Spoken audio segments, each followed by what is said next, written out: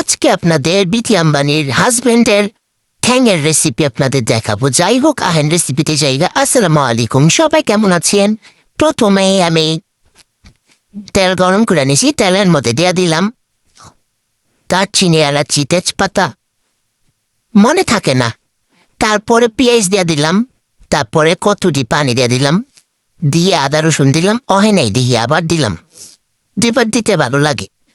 যাই হোক, লবণ দিলাম, তারপরে হলুদের গুঁড়া একটু লাড়াদা দেখি হয়েছে কিনা। হ্যাঁ, হয়েছে। আবার একটু মরিচের গুঁড়া দিয়ে দিলাম, একটু না চামিচ বইটাই দিছি। তারপরে দিয়ে দিলাম টেস্টিং সল্ট, তারপরে ধনিয়ার গুঁড়া, জিরার গুঁড়া নাই, এলাকাতেই নেই। তারপরে নতুন আলু, আলু ছাড়া তো চলবই না, আলু তো দিতেই হইব। এটা দিয়া মশলা ভালোভাবে কষা নিতে হইব। এই তো দেখছেন, এই যে বিথি আম্বানির হাজবেন্ডের ঠ্যাংগুলা যে দিয়া দিলাম, এই যে দেখছেন দিলাম যে, না দেখলে কিছু করার নেই ভাই, আমি একবারই দেখাই।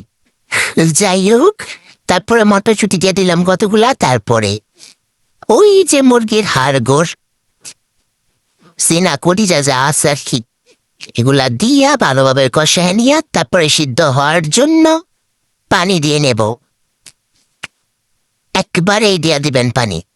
কে লেখা দিবেন এটা আমি কইছি, এটা লেখা দিবেন, মনে থাকবো।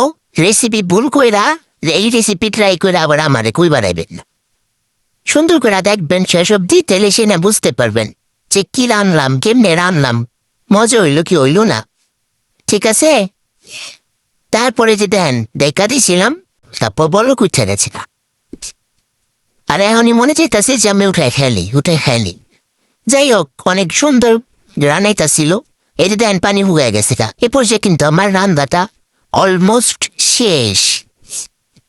তারপর আমি কিছু শুকায় নেব পানি বেশি, এগুলা খাইতে হাড়গোড় খাইতে বেশি ঝোলমোল মজা লাগে না।